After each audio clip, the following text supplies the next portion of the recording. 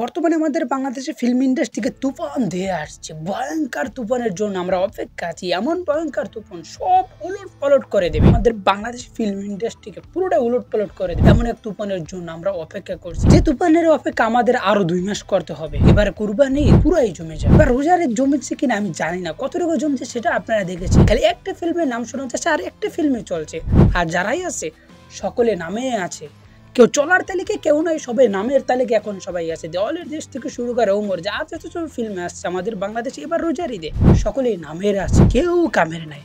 আর কুরবানির ঈদে একের উপর এক ধামাকা আছে ভাই, যতই বলবো ততই কমো। আর এবার কুরবানির ঈদে 4টে একসাথে ধামাকা আছে, মানে বাংলাদেশি ফিল্ম ইন্ডাস্ট্রি পুরো ব্রাস্ট হয়ে যাবে এমন একটা পরিস্থিতি হচ্ছে। এবারে সামনের কুরবানির ঈদে যে 4টে মুভি ধামাকা নিয়ে আসছে, সেই 4টে মুভির নাম কিন্তু এবার কুরবানির ঈদে সবার প্রথম আছে তুফানের তুফান, তারপর সিয়াম আহমেদের জঙ্গলি, আর আরিফিন শুভের নীল কাকড়া, আর মনে হচ্ছে শরীফুল রাজের কবিও আসতে পারে। 4টে মুভি পুরো ধামাকাদার হবে আর সবগুলো কিরাম থ্রিলার হবে এবং গ্যাংস্টার কোয়ালিটির হবে, যেটা আমরা পুষ্পা এবার কেজিএফ এর মতো যে ভাইব আছে না, সাউথ ফাইভ। এখন আমাদের বাংলা ফিল্ম সাউথ ভাইব পাবে। বিশেষ করে আমাদের বাংলাদেশ এ যাবৎকালে তুফান মুভির যেহেতু হাইপ উঠেছে, এ যাবৎকালে আমাদের বাংলাদেশে কোনো ফিল্মের এতটা হাইপ ওঠে নাই। ইতিপূর্বে কখন আমাদের বাংলাদেশে তুফান মুভি যে হাইপ উঠছে, ইতিপূর্বে আমাদের বাংলা ফিল্ম ইন্ডাস্ট্রিতে কখন এত হাইপ ওঠে। একটা মুভির ব্যাপারে মুভি লাভারদের এত আশা, এত ভরসা, এত কথা, এত হিউমার, এত গুজব, এত জিনিস ছড়াচ্ছে ইতিপূর্বে আমাদের বাংলাদেশি ফিল্মে আর কোনো সময় ছড়ায়। আর আমি যে সময় ভিডিও শুট করতেছি, বর্তমান তো আমাদের বাংলাদেশ কিং খান সুপারস্টার নাম্বার 1 নায়ক, বাংলার ভাইজান বলে, বাংলা ফিল্ম ইন্ডাস্ট্রির বাদশা যাকে বলা হয়, সে তখন কাঁপাচ্ছে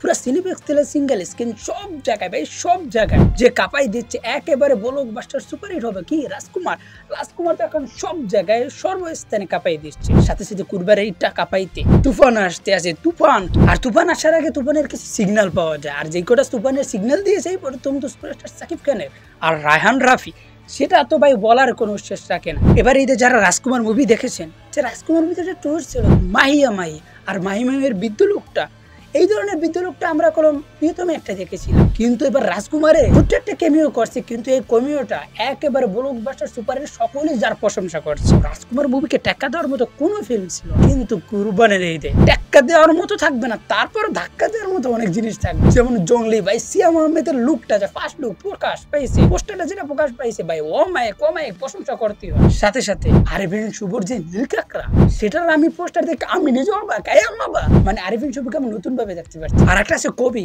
ভাই, সেটা দেখে আমি অবাক, মানে এত কেরাম থ্রিলার, এত কেরাম বেজের উপর মুভি আসতেছে আমাদের বাংলাদেশে। এবারই দেখলাম একটা শরীফুল রাজের ওমর, যারা দেখেছেন তারা বলতে পারেন। সুপারস্টার সাকিব খানের তুফান মুভি দেখে আছে চঞ্চল চৌধুরী, যার অভিনয় সম্পর্কে সকলেই প্রশংসা করতে বাধ্য ভাই। যার অভিনয়ের ব্যাপারে আপনি যত বলবেন ততই কম হয়ে যাবে। মোট কথা এবার কুরবানিতে যে কটা মুভি আসবে, সে কটা মুভির ব্যাপারে আপনি নীল কাকড়ার ব্যাপারে বলতে পারেন, আপনি জঙ্গলির কথা বলতে পারেন, আপনি তুফানের কথা বলতে পারেন, সাথে সাথে কবির কথা বলতে পারেন। যে কটা মুভির কথা আমি বলছি, যে কটা মুভি আসবে বলে, সে কটা মুভির ব্যাপারে আপনাদের কোনো মন্তব্য থাকলে অবশ্যই নিচে কমেন্ট করে জানাবেন। ভালো থাকবেন, সুস্থ থাকবেন, চ্যানেলের পাশে থাকবেন। যারা কোন আমাদের এই চ্যানেলকে সাবস্ক্রাইব করে না, অবশ্যই আমাদের চ্যানেলকে সাবস্ক্রাইব করে, আর যারা ফেসবুক পেজ থেকে দেখতেছেন অবশ্যই ফেসবুক পেজটা ফলো করে রাখবেন। আর বাংলা ফিল্মের সাথে থাকলে অবশ্যই চ্যানেল সাবস্ক্রাইব করবেন, ফেসবুক পেজটা ফলো করে রাখবেন, আমাদের সাথেই থাকবেন।